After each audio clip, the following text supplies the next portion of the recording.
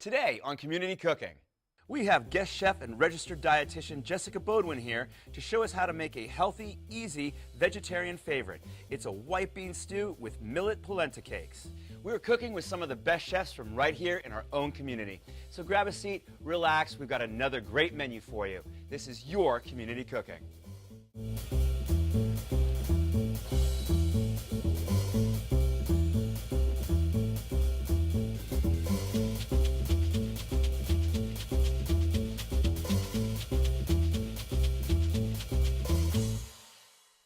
Hello and welcome to Community Cooking. I'm your host, Kirk Lyons.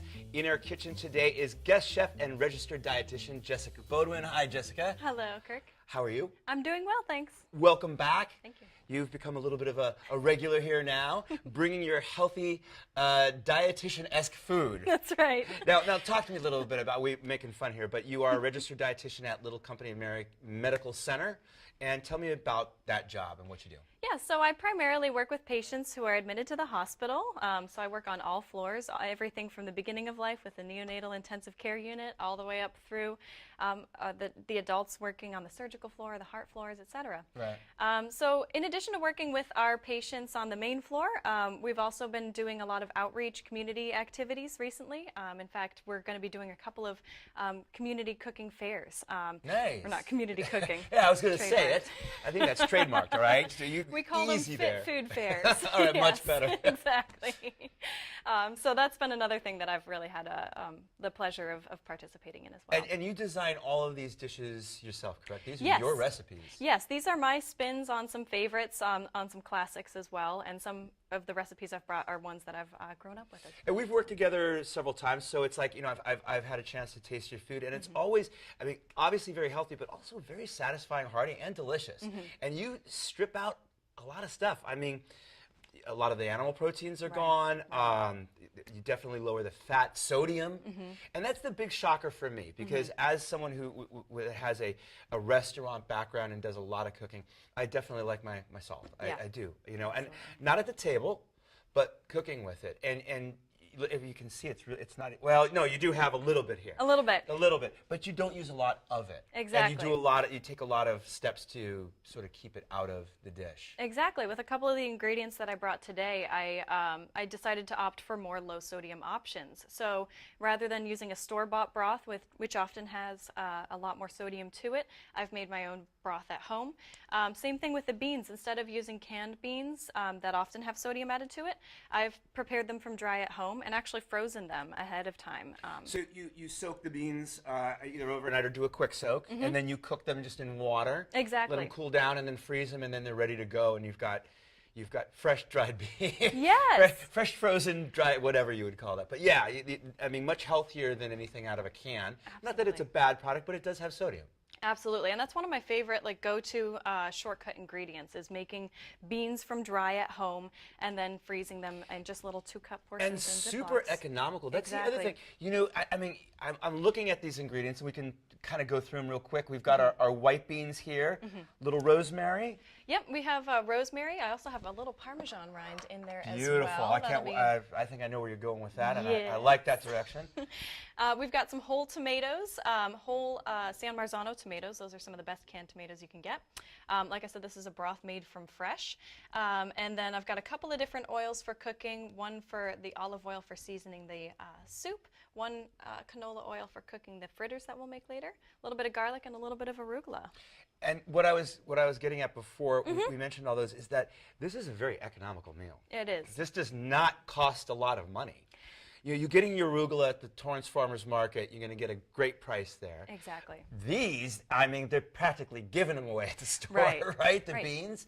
And then, you know, some canned tomatoes, some fresh herbs, and stuff that sort of lives in your pantry. Exactly. Talking really economical, pennies per person. Right. And this recipe is incredibly easy to put together as well. So not only is it economical, it's fast and it's quick to make. It's also quite healthy for you. You've got the beans, you've got some greens, tomatoes, got some lycopene in there. So it's a nice plant-based meal. Excellent. All right, so where do we start with this delicious meal? So for this one, I'm just going to start with the garlic. I'm going to chop that up and get that going with a little bit of oil on the stove. Okay. And then it's fairly straightforward from there. 2 cloves. I'll take one, you take one. How Sounds about that? good. There we go. Right. so. And it's always, you know, it's so nice using fresh garlic. I mean, granted, like dehydrated or granulated garlic's good for certain things, but what I'm getting at is do whatever you can to stay away from jarred garlic. Yeah. Yes, the taste, the flavor just isn't there. It is an awful product. It is.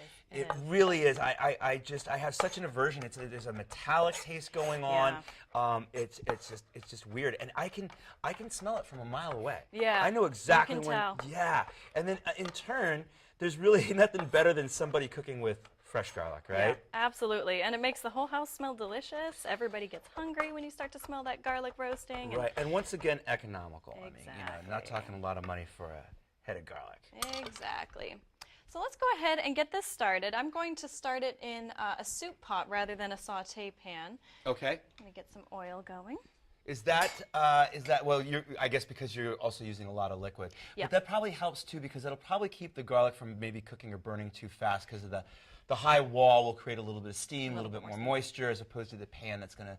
You got to be careful. Exactly. Another trick is to just add a little bit of salt while you're starting to saute it, because that allows for some of the natural juices to release from the garlic, which also helps to preserve the steam and stop it from Another browning. trick too, if you're starting from the beginning, well, I mean, some people will get the onions in first if you're using onions. Yes. Here you're not. You could go with just oil into a cold pan with some garlic and bring Let it it up. And then you kind of see when it starts to cook, and then you can add your other stuff. I often do that with my puttanesca sauce, in fact, because it also allows the oil to infuse with the flavors of garlic as well. I'm just actually using a combination of olive oil and canola oil to help bring the smoking point back down. So so it you doesn't basically, get too hot. you're looking for the flavor that the olive oil brings to it, Exactly. but you're trying to sort of fortify it, if you will, with the other oil. Yeah, the other oil has a higher smoking point, so that helps to bring it up to where the oil itself won't kind of go rancid. Okay. That's it. So the next ingredients that we'll use are the tomatoes, the beans, but we've got to do a little bit of preparation for these tomatoes first. I think I know what's coming up. My favorite part of buying whole canned tomatoes. I'm going to get a splatter screen right here because I see this. You got to be sort of careful. You do. Because even when you go gingerly, when you make that first That little, that right there. That little squirt. That's what I'm talking about. What I about. like to do, I poke a little hole in it to release some of the pressure and then kind of mush it up between your fingers. And this is really fun. This is a fun thing to involve the kids in if you don't mind a little bit of a mess. Yeah, let's put a disclaimer Qualifier. there. It is a kid job in terms of degree of difficulty. That's true. However, I'm thinking about my bunch. Yeah, I was going to say and you're what the my one with kitchen kids. would look like. Yeah. Yeah, that might be a little bit of a regret. But it's a lot of fun, just kind of squish it up. And I like the rustic look. That's why I buy them whole. Not only do they preserve their flavor nicely, but you also get a nice little rustic look with the tomatoes. Hold on. Watch this. Johnny, I knew exactly what you were going for. Thank you. There we go. Appreciate Let me know it. if you need more. All right. I think that's one of the products at the store, at least. Now, Torrance Farmers Market is a whole different story. Absolutely, yeah. You know, you throw a rock in the air and land on a good tomato there. But at the store, let's face it, even the ones that are organic, they're still not great. Yeah. They're not great. Yeah. A lot of times they're picking unripened tomatoes, and they are ripening them, or not even ripening them. That's not even the correct term. They're reddening them through different solutions. Yeah. You know, and that's kind of gross if you think about it. Exactly. And it's just not tasty. That's why it's a very sort of watery, sometimes mealy product. And then all of a sudden you have a tomato out of your backyard and you're like, oh my goodness, that is just amazing. Yes, it makes such a difference. But this, you know, I love good canned tomatoes. Yeah.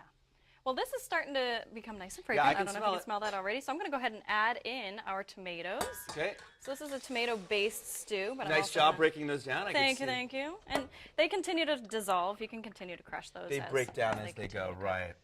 And this is such an easy recipe to put together, literally just adding all of the ingredients. The only thing that remains left to be done is chopping up that rosemary. Oh, would you like me to get started on that? That would be wonderful. I can take a hint. Yeah, I just need about a tablespoon. We don't need that whole thing quite done. Right, because while I love it and it is a delicious, delicious herb, you can absolutely overpower a dish with rosemary. Yeah.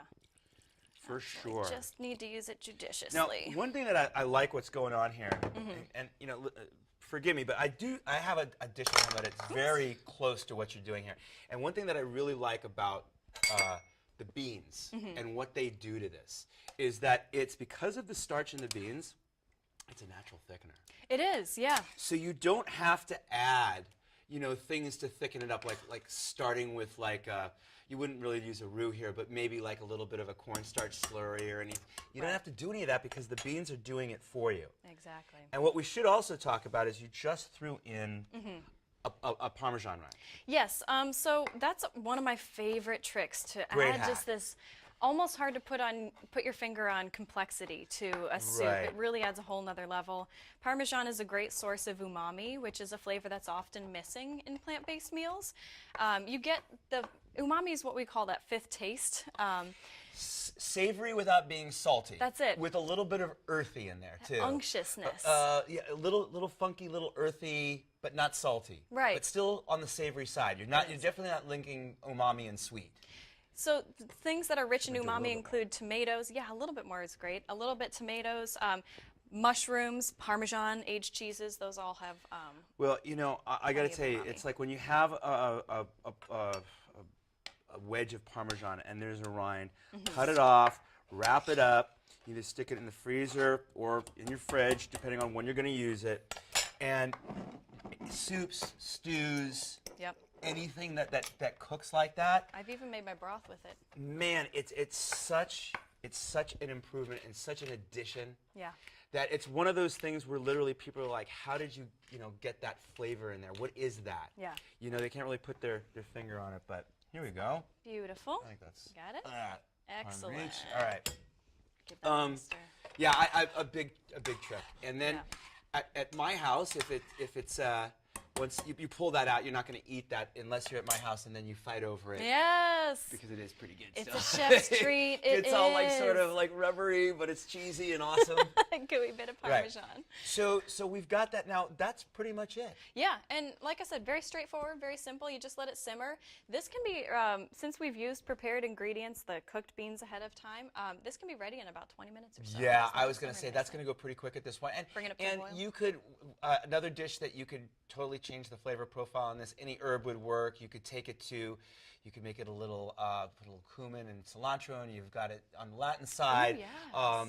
You could take it definitely, make it more Italian, make it French, even Greek. A little You bit could- more Moroccan, kind of add a little bit of Moroccan, cinnamon. absolutely, right. And then also other additions. You like mine at home has a little Italian sausage, just a little, Yes, just a little. yes. But we're doing the healthy version of it here. But and that just goes to show you that how awesome of a vehicle that is. Right, and you could add Italian sausage to this. They also make a lot of great vegetarian sausages as well. Other so- beans too. Yeah. You could go chickpeas if you did That's the what I was gonna Moroccan say. version. Go chickpeas with that. Would Exactly. be delicious. A little bit of golden raisins in there. All right, we could do this forever. I know. The bottom line is that it's versatile. We're going to let that cook. Yeah. Clean up a little bit. Oh, we're going to put this in at the end, though, right? Yes, the arugula you don't want to put in Right. until it's absolutely ready to serve. It just needs about a minute to wilt. And Okay, then it's so ready so to why eat. don't we let that cook for a little bit, get cleaned up, come back, make some polenta cakes, and that'll be that. That sounds great. All right, don't go away. We'll be right back. What to expect when you're expecting Right here. a teenager.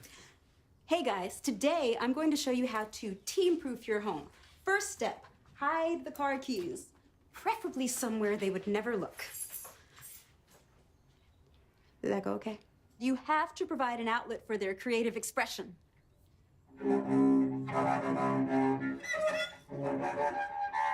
So good.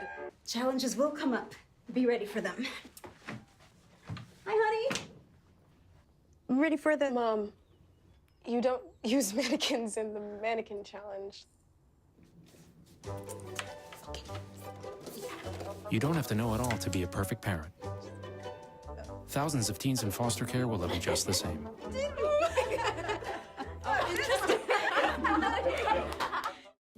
Welcome back.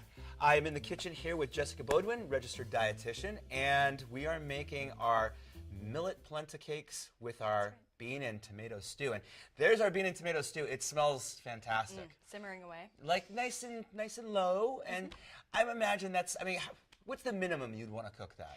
I'd say at least 15 minutes. You want to let the flavors incorporate the Right. Parmesan rind and the rosemary Sort of especially. cook down a little bit too, and sort of Exactly. thicken up a little bit. That's it. But you could let that go. 20, 30, I mean, I'd yeah. say even over an hour. Even would be an fine. hour, If it's yeah. low enough, you'd be good. You know, absolutely. A nice complex soup. But now we're on to our millet polenta cakes, right? That's right. Polenta's in air quotes. Yes. Correct? Because Yes.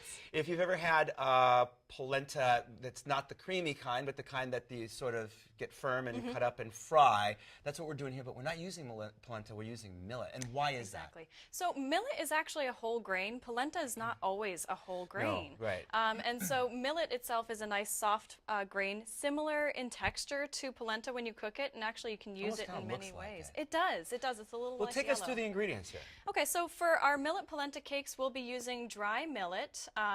When we cook them, we'll cook them with a little bit of flour. We've also got some butter and Parmesan to finish the millet, and then, like I said, we'll be coating them in a little flour before we saute them in some canola and then we have oil. a little bit of broth. The for that, broth, too. of course, Okay. yeah, for Now, cooking that. This is what the finished millet is going to look like after you cook it and put it in a pan. And this is set up already. Exactly. But before we get there, let's show them how we did that. Right, so the first thing that you want to do with millet, and I like this step because it really adds a nice nutty quality to the millet, is I toast it before I add the liquid. Okay. So you want to start with a dry pan, no oil needed at this stage. You want to have a nice dry pan and then crank the heat up pretty nicely to medium high. Let the bottom get good and hot, and then once it's good and toasty, you add the millet and kind of swirl it around. But don't walk away. Exactly, because Whatever it you can do. turn, it can turn on a second. Yeah, that could burn quickly if you walk away. Yeah, you definitely want to carefully watch it, move it around regularly, and watch as it kind of turns more of a golden color, and once it starts to become golden and start to pop, that's when you know it's ready. So you're just sort of opening it up a little bit, like, you know, giving it that another dimension in terms of flavor with nuttiness and toastiness. That's Yeah. it. That's Okay. it. So yeah, just kind of distribute it nice and evenly. I can feel this pan's getting good and hot. I'm going to crank that heat up. And it can sit initially for a little while, and you just want to, like I said, kind of mix it around, let the grains roll around so that not one side just gets toasty. And you'll notice some steam will start to come off it. It's not usually smoke unless you put the heat up too high, Right. unless you start to see it browning. It will steam a little bit, so that's just something to be aware of. And it's funny, is in its raw state, it kind of looks like polenta, It looks like polenta. cornmeal, right? But you get so much more nutrition for this. You've got more fiber, you've got more B vitamins, Right. more zinc and iron. So it's really quite healthful for you. And like I said, it's a whole grain. And really, recommendations are that we should be eating at least 50% of our grains should be whole grains, Yeah. if not more. I would like to think, aim for yeah. 100. Yeah, I mean, if at all possible, right? Right.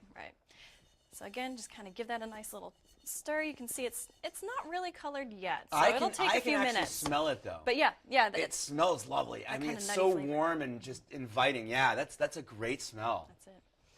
So as it's kind of starting to turn colors and steaming a little bit, that's when we'll know it's ready. And then after that's all ready to go, I'll add that to the small saucepan so that it can simmer with my homemade broth. And is there a ratio that you use here? Yeah, 2 to 1 is an appropriate So just like ratio. rice. Exactly. It's very similar in cooking technique to rice. It cooks at about the same amount of time. Lit it and then sort of Yep. let it go. Bring it to a boil, let And it how simmer. long are we looking in terms of cook time? It's about 20 to 25 minutes. Okay. So Yeah, almost like cooking rice. exactly. I can feel it starting to toast up nicely.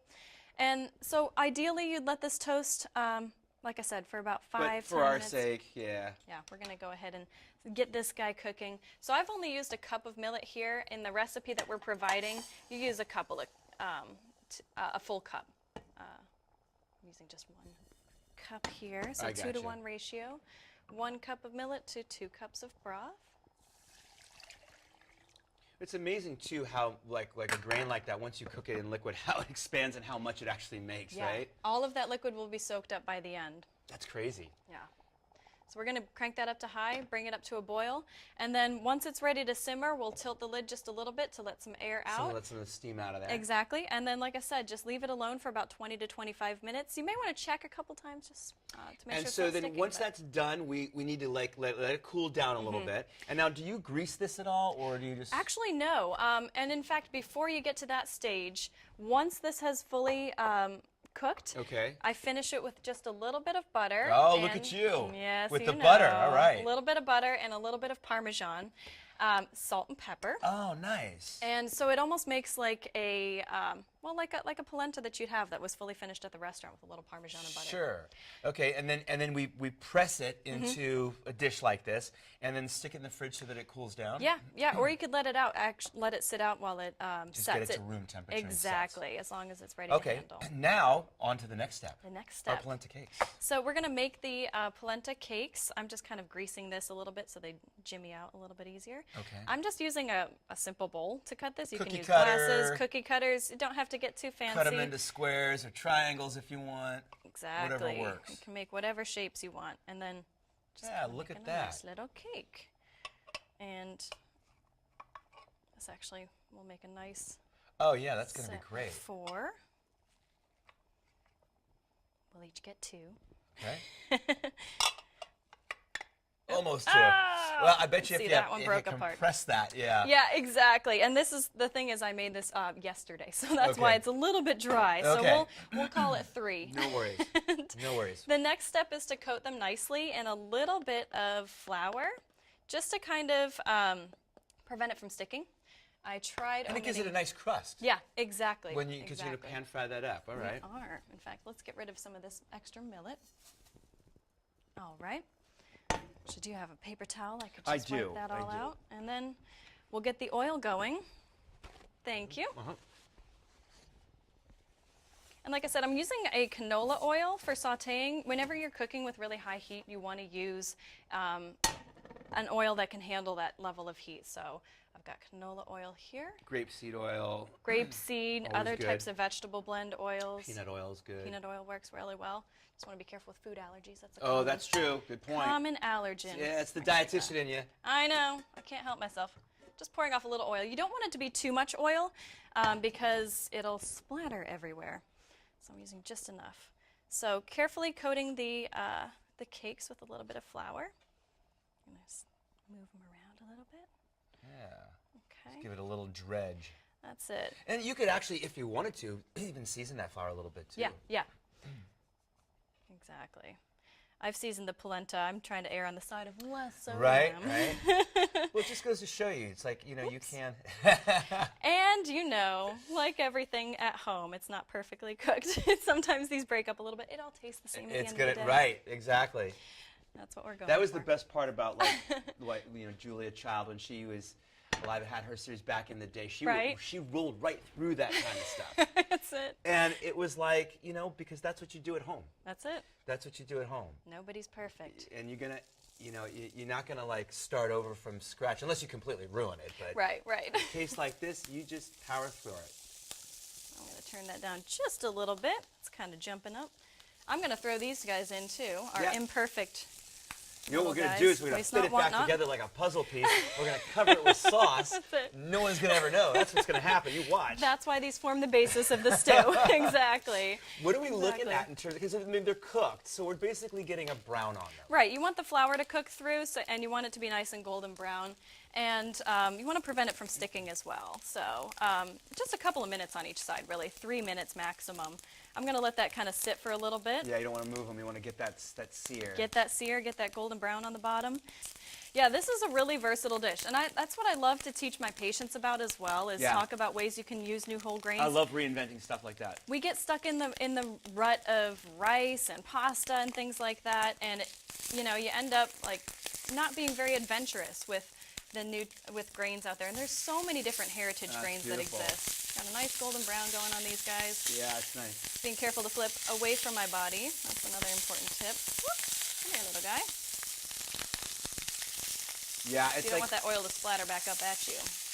it's the, you know, I grew up as a first generation American from a dad who didn't come from a lot of food, so throwing away food Right. was sort of a no-no, and still to this day, that's still sort of ingrained in me. So I'm always looking for like, oh, that can do this, that can, you know, Yeah, yeah, everything. absolutely. So these just need a couple more minutes to finish sauteing. Great. All right, well, I tell you, why don't we let it do that? All and right. We'll get rid of some of this flour, because that's always the worst part working with flour, right? It's all Yes, over the kitchen. it's everywhere. But we'll get cleaned up here. We'll come back, we'll serve these up, and we're going to eat. Sounds good. All right, don't go away. We will be right back. Meetings are, well, meetings. Unless, that is, you're meeting in Torrance. Torrance has more than 67,000 square feet of total meeting space.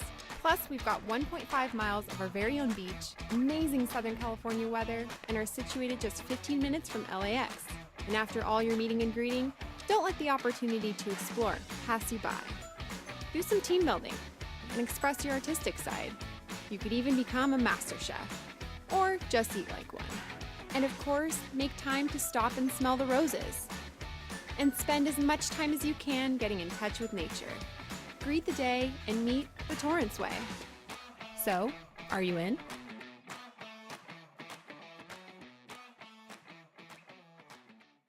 Welcome back. I am with registered dietitian Jessica Beaudoin, and we've got our finished plate here. And these are, everything smells so good. So we have the not, I was going to say polenta, but it's not polenta, it's millet. Polenta. Our millet polenta cakes. That's right. That we fried up and are nice golden brown with our bean and tomato stew. And we should add that right before we came back, we threw in actually copious amounts of arugula. Yes. Because we didn't want to do it too early because it would just sort of cook too much and turn into nothing. So you literally do it right before you serve it. Right. And then that way it's wilted, but at the same time still has some integrity to it. And you could substitute any green for that. Right, right. Some If you wanted to kale use or kale, you cook it spinach, for longer. whatever you've got. I'm going to put a little bit of Parmesan on mine because I think that's only oh yeah, right? Yes. Make it look That looks pretty. beautiful. And how good is that going to be? All right, well, I'll tell you right now. All right, let me know. Okay. So I want one of these nice little crispy bits here because it looks so good. My mouth's watering.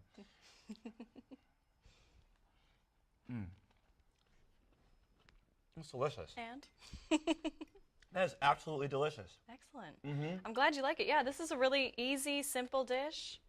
You could top it with so many other things besides bean stew. There's Those edges got so nice and crispy. And you know what? On its own, you want to say polenta? It's polenta. Malenta. Yes. That polenta has a really nice taste to it. Yes. You know, it is sort of a blank slate in some ways, but there's also like a real flavor to it. Right. I mean, we crisped it in the pan, but you could leave it as is without crisping it in the pan. You know, just have it like a. That's little delicious. side. I really enjoy that. Thank you you. so much. Nice Thank you. job. Thank you so much. Come back and see us again. We definitely will. All right, well, this just goes to show you we really are cooking with some of the best chefs from right here in our own community. On behalf of myself, Jessica, the entire crew here at, what's our show? Community Cooking. Thanks for watching. We'll see you next time.